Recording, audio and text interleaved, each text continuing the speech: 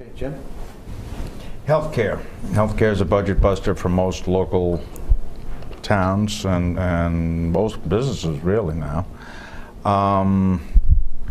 The state has the Group Insurance Commission, which today the governor extended the deadline for towns to participate in that to December 1st, I believe. But that still doesn't solve the problem of the fact that the participation has been so low because of the fact that unions are not mandated to go along with it. Do you believe that the legislature, which could mandate unions to do so, should do that? Dan? I do, Jim, and frankly, I was in the governor's office when that bill was being crafted.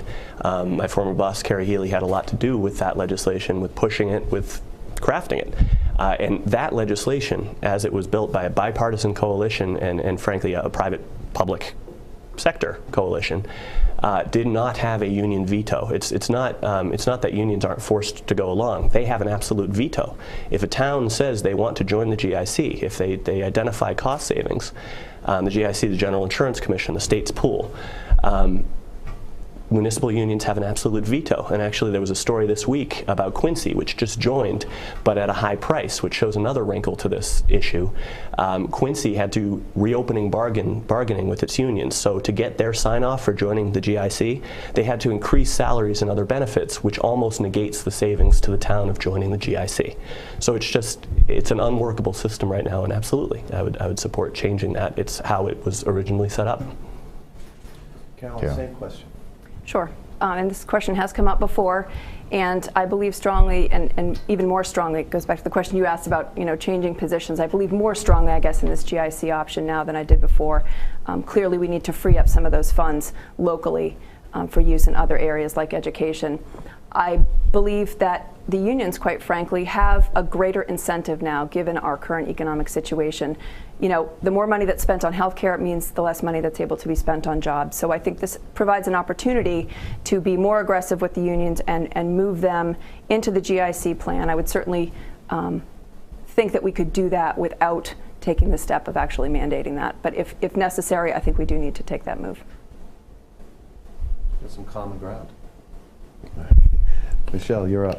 Okay, this question was originally written prior to the governor's announcements tonight, so we'll have to tweak it a bit. But in considering other solutions to solve the budget crisis, the state's budget crisis, and you said you thought he may have to make additional cuts further down the road, one proposal said to be under consideration includes the reduction of the number of state troopers and paying them at a lower rate. And it was also mentioned the possible elimination of the law, which gives raises of up to 25% to officers with college degrees. So the question is, would you be for or against this measure? Carol, I think you're up first. That was the first I'd heard of these. I hadn't had the chance to hear these before and haven't had a whole lot of time to think about it. I think that we're going to have to share, quite frankly, across the board cuts, and I would certainly be open to discussing those.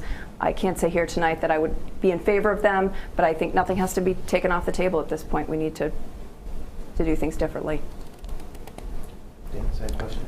The educational premium program that you're talking about is something that has come up a few times in the last, since I've been involved in state government, and that was actually on the block, as it were, in the beginning of the Patrick administration. It was reinstated.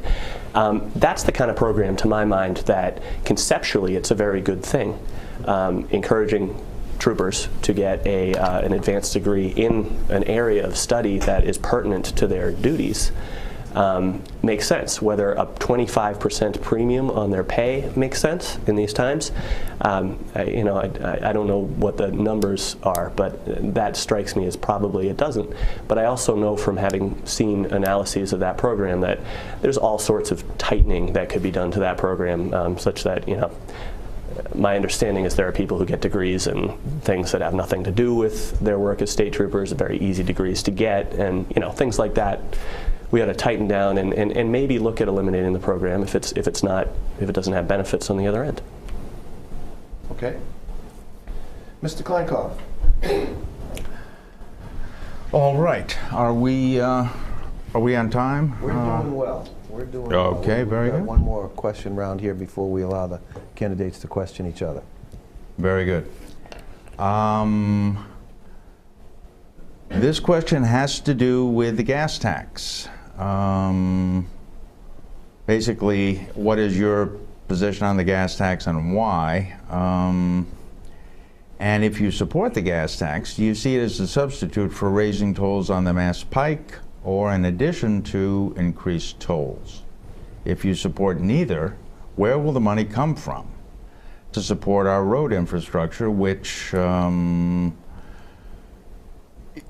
a recent report said is in terrible shape and will cost billions in the next 20 years to repair? The money's got to come from somewhere. We should also mention that the state gas tax is 21 cents, was last increased in 1991, and that I think we've all heard locally that now that gas is going down, Massachusetts is like 18 cents lower than the national average. I know that it's about 24 cents more in New York because of the tax, and I think Connecticut too. Most other states have a much higher gas tax. With that in mind, if you need me to repeat any of this, I'd be happy to. Does he have a time limit on it? There's a lot. There's a lot to it. Why don't we These guys start? belong to a union, and we have to all honor that. I'm just joking, all right? Hey. So first of all, what is your position on the proposed state's gas tax, and why, if you support it? Well, why don't we start there? Why don't we start there? As long as we've got some time, let's break it down. Are we going to do this in chunks? Yeah, we're Yes. we'll end up circling back around here. All right. I got to apologize. My 11-month-old free brought a if you frog take a home break, from that's fine. daycare and put it in my throat. But we've talked about this, Jim. I am absolutely categorically opposed to a hike in the state's gas tax. Frankly, even the governor has said a gas tax hike is, for now, off the table. He recognizes, I assume, that during the current economic climate, the last thing we ought to be doing is piling more taxes and expenses on our citizens. So I absolutely categorically oppose an increase in the gas tax. It doesn't matter if it's the only tax in the state that hasn't gone up since 1991. Great, fantastic. The rest have gone up quite considerably since that time. I don't think that's an argument for raising it, although it's the first thing that any advocate says when they talk about it. I'm sorry, I forgot what point of your question we ended for this first chunk. Let's stop there, all right, and then we'll circle back around, because you had an infrastructure funding question tied to that. Correct. Okay. But let's see what Carolyn says about the gas tax. Do you support it, and why? Sure, and this question has been discussed since the last time we met on this issue. I have said, first of all, let me say that I do agree with my opponent that this is a very tough time to be, discussing any kind of increases given the economic situation and the uncertainty that we all face.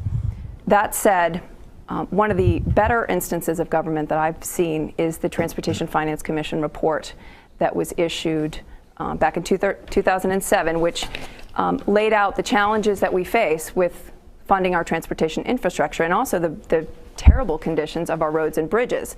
And I think without being alarmist, we don't have to look any further than Minnesota to see a very real impact on very real people with a failure to fund our infrastructure appropriately.